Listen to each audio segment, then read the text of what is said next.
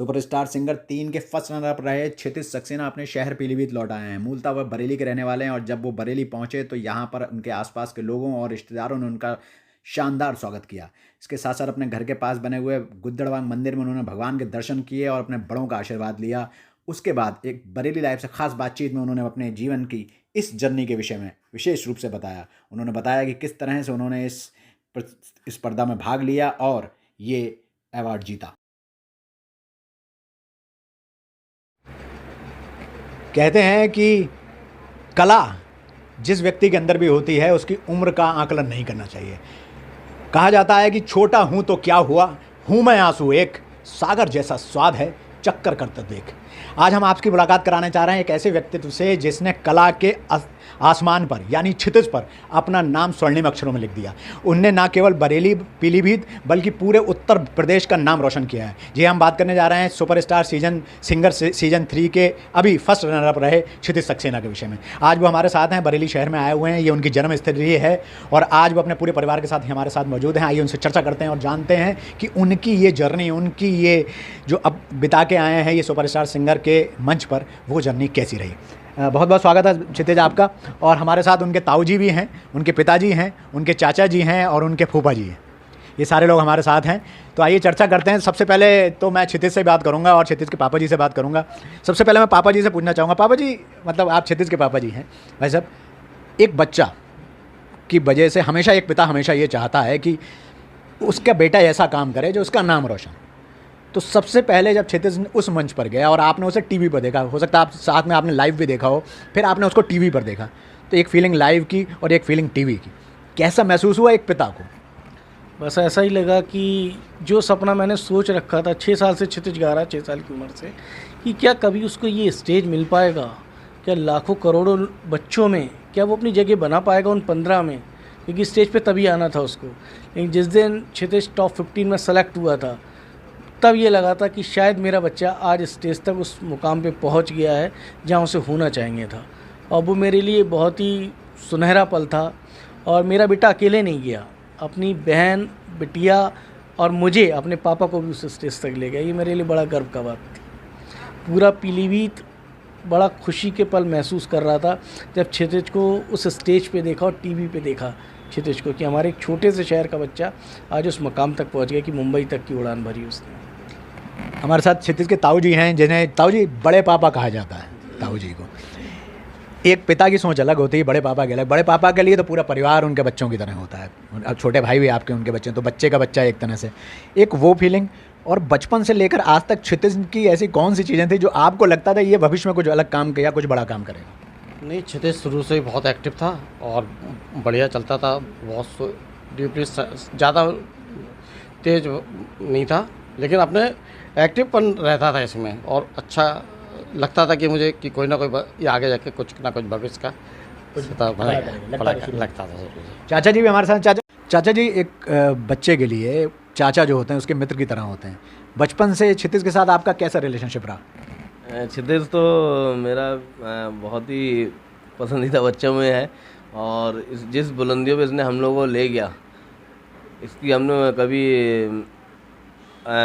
वो भी नहीं करी थी, कल्पना भी नहीं करी थी कि हम इतने बड़े मंच पे इतने बड़े बड़े लोगों के संग, नेहा कक्कड़ जी और कैलाश खेर जी जैसे लोगों के संग हम बैठेंगे, उनके संग बातचीत करेंगे। हम लोगों ने बातचीत करी, उनके संग बैठे और अब जिस हिसाब से ये हमारा ये चल रहा है, हमें अब वो दिन ज़्यादा दूर नहीं लगते हैं कि आज हम बॉम्बे गए तो अब हमें लगता है कि हम क्या मालूम को आने वाले समय में हम आउट ऑफ इंडिया भी हम इसके संग जाएंगे, शो करेंगे और भगवान से ही प्रार्थना करते हैं कि जितना अच्छा हो सके।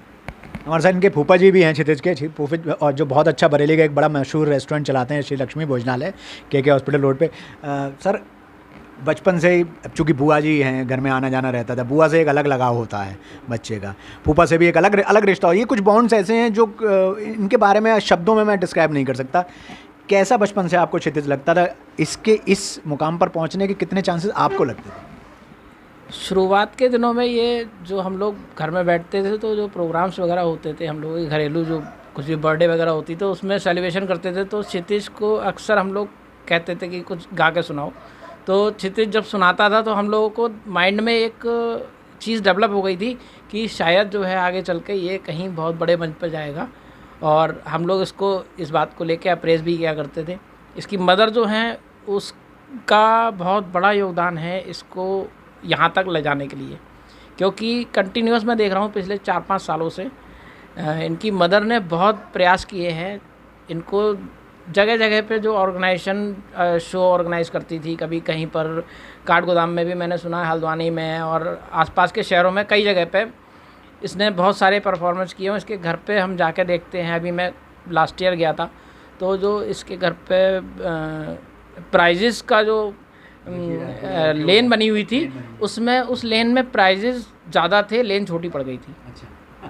तो वो सोच के जो है वो एक दिमाग में ये डेवलप हो गया था कि बच्चा जो है उसके अंदर कुछ ना कुछ हुनर बाय बर्थ है, और इस बर्थ की वजह से जो गॉड गिफ्टेड है, सभी बच्चों में ये सब चीज़ें नहीं होती हैं, तो वो गॉड गिफ्ट अगर मिला है तो उसको प्रमोट करना ही हम लोगों का जो है वो परम कर्तव्य बनता है सभी का। तो हम लोग आपको बताएं कि अभी ये बेटा जो हमारा मुंबई गया था, तो इसको ओबलाइज करने के लिए भी हम लोग पूरा परिवार मुंबई गए थे, और वहाँ पर जाकर इसको जितना ओबलाइजेशन हो सकता था मैक्सिमम, वहाँ के जो शो के ऑर्गेनाइज़र थे उन्होंने तक ये कहा था कि बच्चे को प्रमोट करने के लिए पूरा पीलीभीत आ गया है। तो ये एक अपने आप में बहुत बड़ी बात है। हम लोग तो बरेली को बिलोंग करते हैं, क्योंकि क्षितिज का जो पारिवारिक संपर्क है वो पूरा घर जो है वो बरेली में ही है। तो हमें ऐसा लगता है कि ये आज जो बच्चा अभी फर्स्ट रनर अप पे आया है, आगे जो है फर्स्ट पे भी पहुंचने की क्षमताएं रखता है। और वहाँ पर जब प्रोग्राम हो रहा था तो वहाँ पर ऐसा महसूस नहीं हो रहा था कि ये रनर अप की गिनती में है, क्योंकि वहाँ की जो क्लैपिंग का लेवल था वो एक बहुत बड़ा वाला लेवल था। तो उससे जो हम लोगों ने महसूस किया कि हो सकता है कि ये टॉप फर्स्ट पे आएगा, लेकिन ऊपर वाले की जो मर्ज़ी होती है उससे बढ़ के कुछ नहीं होता है। और हम जो है कामना करते हैं कि आगे चल के जो है बेटा हमारा टॉप करेगा अगले किसी प्रोग्राम में आके। और जो है शुभकामनाएं हैं बच्चे के लिए और परिवार के लिए, तो सबसे सपोर्ट है ही। जिस तरह का सपोर्ट जो चाहते हैं इन लोगों को कभी चाहिए तो मैं हमेशा तैयार हूँ इनके लिए। बहुत अच्छी बात। वैसे भी कहा जाता है कि अगर 90 से ऊपर नंबर है तो 100 ही होते हैं। ये हमेशा कहा है। डिस्ट्रिक्शन तो आई गई है। क्षितिज से बात करते हैं। क्षितिज, ये सवाल आपसे वहाँ और लोगों ने भी पूछा होगा, मीडिया ने, मैं उस सवाल को अलग ढंग से पूछूंगा आपसे। जब क्षितिज सक्सेना पीलीभीत से जा रहे थे बॉम्बे, तब उनके वो कैसी सोच थी उनकी, क्या दिमाग में चल रहा था? फिर क्षितिज सक्सेना जब जितने समय मुंबई में रहे वहाँ कैसी उनकी सोच थी, और जब वापस अपने शहर आ गए तब कितना बदलाव आया क्षितिज की सोच में, मानसिक स्थिति में क्या बदलाव है? पहले ये थोड़ा सवाल कठिन है, आप छोटे हो, लेकिन मुझे लगता है आप इतने बड़े मंच से आए हो, इस सवाल का जवाब बहुत अच्छा दोगे। जैसे मतलब किसी के प्रति मतलब किसी क्या बॉन्ड में क्या बदलाव है? क्षितिज कैसा? किसी रिलेशन में कोई चेंज नहीं आया। जैसे म्यूज़िक के लिए जो थिंकिंग थी उसमें थोड़ा चेंज आया, उसमें थोड़ा मैच्योरनेस आई और चीज़ें एक्सप्लोर करने की, और बहुत सारी चीज़ें उधर सीखी सर से, मैम से, और मतलब म्यूज़िक रिलेटेड ही चेंजेस आया मन में। आपको लगता है क्षितिज कि लोगों को ट्राई करना चाहिए अपने आप को, आपकी तरह जो और बच्चे हैं जो मन में ये भावना रखते हैं या कलाकारी रखते हैं, उन्हें ऐसे मंचों की तरफ जाना चाहिए ताकि उन्हें सीखने को मिले, ऐसा लगता है आपको? हाँ, उन्हें बिल्कुल मतलब जिस भी फील्ड में वो जाना चाहते हैं उन्हें उसमें ट्राई करना चाहिए, बार बार उसमें मतलब कॉम्पिटिशन में ट्राई करना चाहिए, ताकि उन्हें उसका मतलब अगर रिजल्ट नहीं भी अच्छा मिल रहा तो भी उन्हें ट्राई करना चाहिए अगर उन्हें शौक है उस चीज़ का। अच्छा, जब आप पहली बार वहाँ गए, पहला आपका ऑडिशन हुआ और आप इन हुए उसमें, तब से लेकर अब जब प्रोग्राम ख़त्म हो गया, शो ख़त्म हो गया, तब बीच में कई सारे उतार चढ़ाव हुआ है। कई बार आपको ऐसा लगा हो कि यार नहीं, अब बस इससे ज़्यादा नहीं हो पाएगा, या वापस जाना चाहिए, या थक गया हूँ मैं, कभी ऐसा फील हुआ कुछ वहाँ पर जाकर बीच में? नहीं मतलब ऐसा तो फील नहीं हुआ, क्योंकि हम लोग का एक्साइटमेंट रहती थी कि अगला शूट कब आएगा, मतलब अगला शूट मंडे ट्यूसडे होता था, तो फिर उसके गाने कब आएंगे, थीम क्या होगी, कौन आएगा गेस्ट, तो उसकी मतलब हर शूट की एक्साइटमेंट रहती थी, हर गाने की एक्साइटमेंट रहती थी। फिर कैप्टन से मिलना होता था शूट के दिन, नेहा मैम से, हर्ष भैया से, तो ऐसा तो कभी नहीं लगा। मोटिवेट क्या चीज़ करती थी वहाँ पर आपको? लोग करते थे, वहाँ का सराउंडिंग एटमॉस्फेयर करता था, वहाँ के जो जजेस करते थे, या वहाँ के जो आपके टीचर्स थे, मतलब जो आपके मोटिवेटर थे वो लोग करते थे, या और लोग करते थे? कौन करते थे वहाँ पे? सभी लोग मोटिवेट करते हैं, मतलब नेहा मैम से लेके कैप्टन से लेके हमारे जो मेंटर्स थे, और फिर और लोग के भी पेरेंट्स, ऑडियंस, सब लोग ही बहुत एनकरेज और मोटिवेट करते थे। एक ऐसी चीज़ जो क्षितिज सक्सेना ने वहाँ से सीखी हो जो जीवन भर क्षितिज के काम आएगी, जितिन को लगाओ इधर इन म्यूज़िक फील्ड और एनी अदर इन। मतलब मैंने ऐसा बड़ी बड़ी चीज़ें, मैं छोटी छोटी चीज़ें बहुत सारी सीखी हूँ उधर, जो मतलब म्यूज़िक और इम्प्रूव कर सकती है। अब क्षितिज सक्सेना आगे क्या लक्ष्य, क्या सोचते हैं क्षितिज सक्सेना? आप बरेली आ गए वापस, प्रोग्राम एक प्रोग्राम था, it was a part of your life, और भी बहुत ऐसे पार्ट्स बहुत सारे आएंगे। अभी आप बहुत मंचों पे जाना है, जैसे सर ने भी कहा, बहुत बड़े बड़े मंचों पे जाना। अब क्षितिज सक्सेना क्या मन में सोच लेकर, क्या तैयारी लेकर, ऐसे एग्ज़ाम होता है तो एक बना के चलते हैं फिगर कि ये इस ढंग से हमें काम करना है, क्या सोच रहा है क्षितिज सक्सेना का दिमाग? मैं मतलब अब और म्यूज़िक पे मेहनत करूँगा, ताकि मतलब म्यूज़िक कोई बोले तो मतलब मेरा नाम उनके दिमाग में आ ही जाए म्यूज़िक के रिलेटेड। तो मतलब म्यूज़िक में ऐसा कुछ करना है। परिवार का हमेशा साथ रहता है एक व्यक्ति के लिए, ये तो सबका आशीर्वाद प्यार आपके साथ है और हमेशा रहेगा। घर के अलावा और वो कौन कौन लोग थे जिनका आशीर्वाद या जिनका राय मशवरा आपको आगे बढ़ाता है, या जिनको देख कर आपको ऐसा लगता है कि मुझे इनसे ये चीज़ें सीखने को मिलती है? कुछ कोई ऐसा जिनने आपको कुछ अलग चीज़ें सिखाई, कौन कौन लोग हैं? मुझे मेरे गुरुजी श्री संजीव पारेश्वरी जी, और फिर वहाँ पे भी सर थे नीरज सर। मतलब एक तो मेरे जो गुरुजी हैं उन्होंने मेरे को बचपन से सिखाया, अभी तक वही सिखा रहे हैं, और फिर नीरज सर ने भी उधर मेरे को बहुत कुछ सिखाया। एक सवाल मैं आपसे, पिताजी से भी पूछूंगा और आपसे भी पूछूंगा। पहले आपसे पूछूंगा, क्षितिज बेटा, म्यूज़िक बेसिकली क्या होता है? म्यूज़िक को आप कैसे how can you define in words music, what exactly music is? Music एक बहुत प्योर सोल है। मतलब हर जने को प्यारी लगती है। आपको दुख हो रहा है, मतलब वो हर सिचुएशन में आपके काम आएगी। आपको दुख हो रहा है तो आप कुछ सुन लो अच्छा, और म्यूज़िक बहुत सुकून देता है।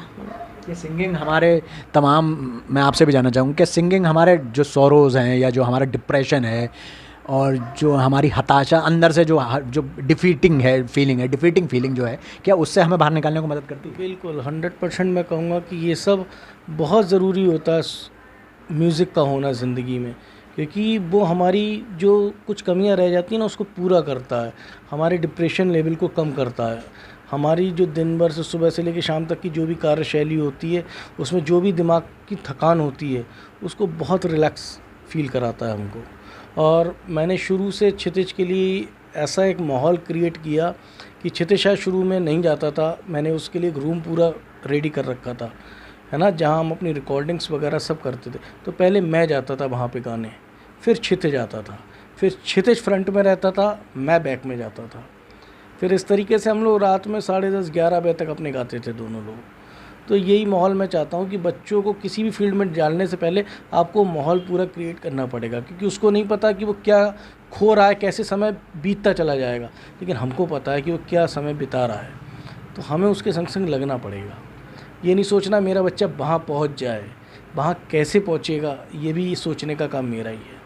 तो मैं कहूँगा शायद 80% इसकी मदर, क्योंकि मैं सुविधाएं जुटा सकता था, समय नहीं दे सकता था, तो उस चीज़ में वो थी आगे कि वो तो कहते हैं ऑल ओवर वर्ल्ड कहीं जाएगा क्षितिज, मैं उसको ले जाने को तैयार हूँ।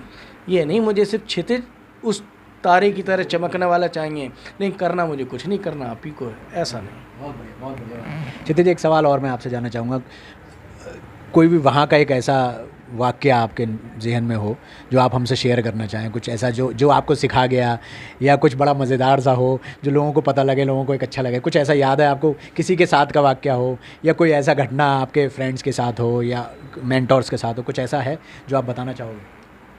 मतलब उधर तो हर पल ही मतलब कुछ ऐसा एक्साइटमेंट होता था, सब चीज़ें ही बहुत अच्छी थी। कुछ भी ऐसा जो याद हो आपको, वाक्य पेश आया हो, कुछ मज़ा आया हो, कुछ अच्छा लगा हो, या सीखने में कुछ ऐसा आपको लगा हो कि यार ये चीज़ तो हमने कभी सुनी नहीं, ये ऐसा हो गया, या ऐसा सीखने को मिला, या ऐसा जानने को मिला? हमारे मतलब जो सर थे वो हमें मतलब म्यूज़िक रूम बैठते तो बताते ही रहते थे, पहले ये होता था वो होता था, मतलब हमसे पुराना एक्सपीरियंस बहुत शेयर करते थे। एक चीज़ थी, जैसे तुमने कभी एडलिब नहीं गाया, ये तुम्हारे लिए डिफरेंट एक्टिविटीज़ थी वहाँ पे। जो तुमने गाया, जो तुमने बिसल दी, वो तुम्हारे लिए डिफरेंट एक्टिविटी थी जो तुमने नहीं करी, वो तुमने वहाँ जाके सीखी। बस। गाने में कोई कई सारे तुमने डिफरेंट तरीके गाने गाए, हम लोगों ने भी सुने हैं यहाँ पर। कौन सा गाना गाने में सबसे ज़्यादा तुम्हें मुश्किल आई, और उसको लिए आपको ज़्यादा मेहनत करनी पड़ेगी कि मुझे उसमें ये चीज़ एक थी एंगल या ये चीज़ एक पैरा था जो मुझे बहुत थोड़ा सा सीखना पड़ा? मतलब हर गाने में ही कुछ ना कुछ होता था ऐसा, तो मतलब ऐसा तो कुछ स्पेशल कोई गाना नहीं था इसमें ज़्यादा ही मुश्किल हुई। सभी गाने इक्वली लगते थे क्योंकि जो हमारे सर थे उसको ऐसा बताया था कि मतलब सब इजी लगता था। तो वो कौन सा गाना था क्षितिज जिसने आपकी को ऊपर ले आया, मतलब नीचे से ऊपर आपको ले आया? वो कौन सा गाना जो 2 लाइनें आप हमें सुनाएंगे भी, फिर हम पापा जी से भी आपके 2 लाइनें सुनेंगे। वो कौन सा गाना आपने गाया था जो आपको लगा आपके लिए गेम चेंजर साबित हुआ वो गाना? मेरे लिए मतलब शो में तो नहीं, जब मैं पहला ऑडिशन था मेरा जो सतरंगा गाया था मैंने, उससे तो मैं मतलब उस टाइम वायरल हुआ था। उसकी 2 लाइनें हम हो आधा तेरा इश्क आधा मेरा, ऐसे हो पूरा चंद्रमा, हो तारा तेरा एक तारा मेरा, बाकी अंधेरा आसमां, न तेरे संग लागे बांधे जो पीपल पे धागे, ये सुर में के धारे बहते हैं नजरें बचा के, बदरंग में सतरंगा है ये इश्क रे, जोगी मैं और गंगा है ये इश्क रे। बहुत बढ़िया। पापा जी से मैं जानना चाहूँगा सर, 1-2 लाइनें आपकी भी सुनना चाहिए क्योंकि आप पहले गुरु हैं, मतलब आपकी वजह से ही जो आपके अंदर संगीत के गुण हैं वही इस बच्चे के अंदर आए हैं। तो 2 लाइनें आपसे भी हम जानना चाहेंगे जो आपका फेवरेट सॉन्ग हो। आज दुनिया को भी पता लगना चाहिए आपका फेवरेट सॉन्ग कौन सा है। बहुत ज़्यादा गा जा रहा हूँ। चाँद सी महबूबा हो मेरी कब ऐसा मैंने सोचा था, हाँ तुम बिल्कुल वैसी हो जैसा मैंने सोचा था। चाँद सी महबूबा हो मेरी कब ऐसा मैंने सोचा था, हाँ तुम बिल्कुल वैसी हो जैसा मैंने सोचा था।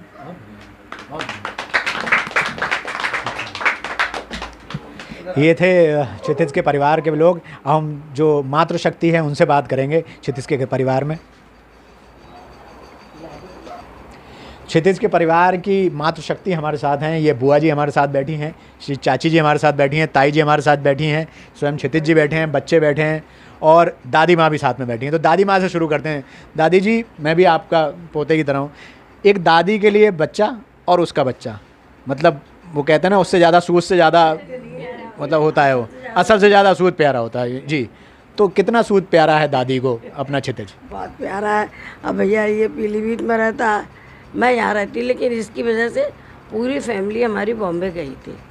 आप भी हो गया है बॉम्बे? जी हाँ, सब गए थे। पहली बार गए आप नहीं, बॉम्बे? हाँ पहली बार गए। कैसा लगा वहाँ पर सपनों के शहर जाके? कैसा लगा दादी? बहुत अच्छा लगा। आपने नहीं सोचा कहीं काम करेंगे किसी नाटक वगैरह में? तमाम किरदार होते हैं। नहीं, ऐसा कभी कुछ नहीं अच्छा, हुआ। बचपन से क्षितिज कैसे थे? एक बच्चे के रूप में कैसे थे? शरारती, मस्त मौला, या स्टूडियोज मतलब पढ़ाई करने वाला, या सीरियस, कैसा? शरारती बहुत था, लेकिन ये हमारा बेटा है ना, इसको म्यूजिक का बहुत शौक था। तो ये ऊपर अपने इसने वो लगा रखा था पूरा सिस्टम, तो बुलाता था, चल आओ मेरे साथ में गाना गा। ऐसे करके फिर कोचिंग वोचिंग शुरू कर दिया। फिर 1 साल से ये दिल्ली हर महीने में जाता रहा 2-3 दिन के लिए। फिर वहाँ से ही बॉम्बे भेज दिया। बहू गई थी हमारी, बहू गई थी, पोती गई थी। इसकी बहन जो डोला उसमें आती है, हाँ वो डोला भी साथ में थी मम्मी के। ये पीलीभीत में अकेले थे। मैं चली गई कुछ दिनों के लिए। अच्छा ताई जी, जैसे मैंने अभी ताऊ जी से पूछा, बड़े पापा बड़ी मम्मी का कितना प्रेम है क्षितिज को लेकर? अरे मुझे तो सबसे ज़्यादा मेरे घर का तो हीरो है। बहुत ही बढ़िया, बहुत अच्छा लगा वहाँ पे जाकर। क्षितिज की वजह से ही हम सब गए थे वहाँ पे। बहुत बढ़िया लगा, पप्पा के दर्शन भी किए हम लोगों ने और क्षितिज को देखा सबके साथ गाते हुए, बहुत मज़ा आया। बहुत बढ़िया। चाची जी पढ़ने में कैसे क्षितिज? ये सवाल बड़ा कठिन है, हालांकि मैडम से पूछना चाहिए, मैडम नहीं है कोई, लेकिन आपको क्या लगता है कैसे हैं पढ़ने में? क्षितिज पढ़ने में भी होशियार है, सिंगिंग में भी होशियार है, बहुत अच्छा बच्चा है। गेम्स वगैरह भी खेलते हैं? गेम्स भी खेलता है, सबकी बात भी मानता है, बहुत अच्छा सीरियस है? सीरियस अच्छा, सबकी बात सुनता है। तो ऊँचे मंच पे गया, मुझे बहुत अच्छा लगा।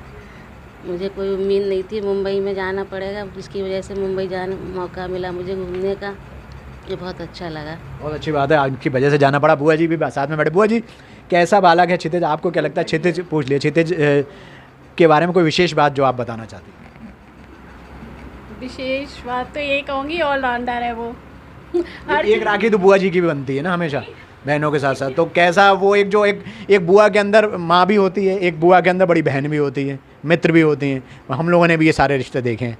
कैसा फील होता है एक बुआ को इतने सारे किरदार लेकर एक बच्चे के लिए जब वो ऐसे स्टेज पर पहुंचता है, तो एक जो आंखों में नमी होती है, जो एक अलग तरीके की फीलिंग उस समय एक महिला रहती है। मतलब हमने कभी सोचा भी नहीं था कि क्षितिज हमारा यहाँ से इतने बड़े मंच पर पहुँचेगा, और उसकी वजह से ही आज हम बॉम्बे तक पहुँच पाए। कभी सपनों में भी नहीं सोचा था कि इतने बड़े स्टेज पे हम लोग खड़े होंगे, इतने रियलिटी शो मतलब उससे मिलेंगे, सेलिब्रिटी से मिलेंगे, कभी सपने में नहीं सोचा था ये बात। तो मैं आपसे जानना चाहूँगा, आप ताई जी हैं इनकी, वो जब लास्ट मोमेंट था जब जीत हार का एक वो चलता, हालांकि ये एक बच्चे के दिमाग में नहीं होना चाहिए, जीत हार हर चीज़ जीते, जैसे मैंने अभी पहले भी कहा 90 के ऊपर 100 कहलाता है, वो सारा का सारा फर्स्ट कहलाती है।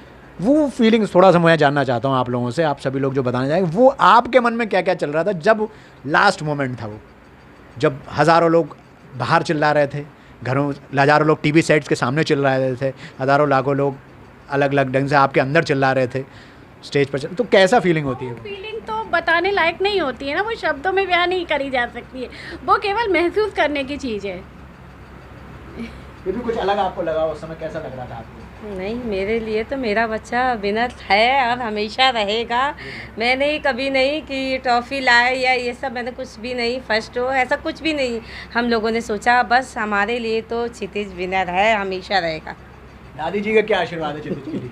हाँ, बहुत बहुत आशीर्वाद है भाई इसके लिए। लेकिन बचपन में ये शैतान बहुत था, इसके पापा भी बहुत शैतान थे।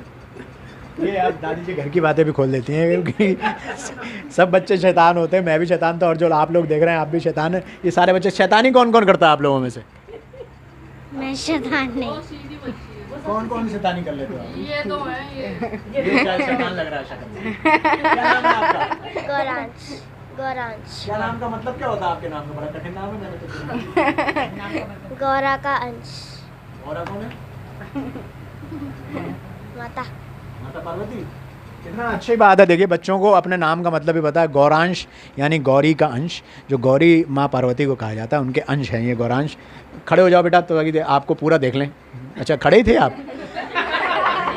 तो ये छोटे छोटे बच्चे, और ये आप लोग क्या बताओ, क्षितिज कैसा भाई है आपका? मतलब कितनी आप लोगों की ट्यूनिंग के बारे में जानना चाह रहा हूँ। मतलब क्षितिज हमारा बहुत अच्छा भाई है। हमारी ट्यूनिंग बचपन से ही बहुत अच्छी थी। हम लोग हाँ थोड़ा लड़ा भी करते थे, लेकिन बचपन से ही हम लोग एक साथ ही खेलते थे, एक साथ ही। मतलब जब भी हम लोग एक दूसरे के घर पे रुकते थे तो एक साथ ही सोते थे। मतलब बहुत ही अच्छी बॉन्डिंग रही है हमारी क्षितिज। अभी स्टेज पे हो गया है, आप लोग भी गए होंगे देखने के लिए। कैसा लग रहा था अपने भाई को वहाँ देखना? कैसी फीलिंग आ रही थी आपको? क्या लगा, कैसी? बहुत बढ़िया फीलिंग आ रही थी और मज़ा आया बहुत। और वो तो बचपन से ही हमारे साथ रहता है, मस्त रहता है बिल्कुल। आप लोग भाई कम फ्रेंड्स ज़्यादा कि भाई फ्रेंड्स? जी जी जी जी जी जी। और कौन सी अच्छी बात लगती है आपको क्षितिज की? सबसे अच्छी बात कौन सी लगती है? हमें क्षितिज की सबसे अच्छी बात ये लगती है कि मतलब वो इतने बड़े स्टेज पे आने के बाद भी नेचर उसका बिल्कुल चेंज नहीं हुआ है। वो जैसे पहले था वो वैसे भी अभी है। हमारी बॉन्डिंग भी अभी वैसी है, और क्षितिज बिल्कुल वैसा ही है जैसे पहले था, बचपन में था जैसे वैसा ही है क्षितिज। आप भी बताओ कितनी अच्छी बात है। देखिए जो क्षितिज ने कही वो ही उनके फुफेरे भाई ने ये बात कही। क्षितिज ने कहा कुछ नहीं बदला है, रिश्ता कभी नहीं बदला। जब मैं लौट के आया हूँ तब से लेकर अब फिर मैं पहले जैसा क्षितिज हूँ। सबसे महत्वपूर्ण बात है, और बच्चे ने भी यही बात की, दोनों लोगों ने एक समान बात कही। इसका मतलब आप लोग सोच सकते हैं इनको जो संस्कार मिले हैं वो एक पारिवारिक संस्कार मिले हैं, एक सनातनी संस्कार मिले हैं। इस घर के बड़े बुजुर्गों ने इन बच्चों को ये सिखाया है कि कला से आप कितने भी ऊंचे मकाम पर क्यों ना पहुंच जाएं, लेकिन आपकी दृष्टि हमेशा ज़मीन पर रहनी चाहिए, आपके कदम हमेशा धरती को छूते रहने चाहिए। ये लोग यूं ही तरक्की करें, क्षितिज के आसमान में पहुँच अपना नाम सारी दुनिया में रोशन करें, इसी शुभ भावना के साथ।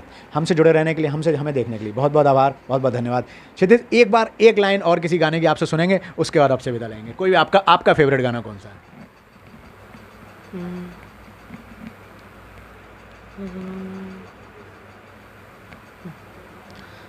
तुमको मेरे दिल ने पुकारा है बड़े नाज से, अपनी आवाज़ मिला लो, अपनी आवाज़ मिला लो मेरी आवाज़ से, तुमको मेरे दिल ने। बहुत बहुत शुक्रिया, धन्यवाद।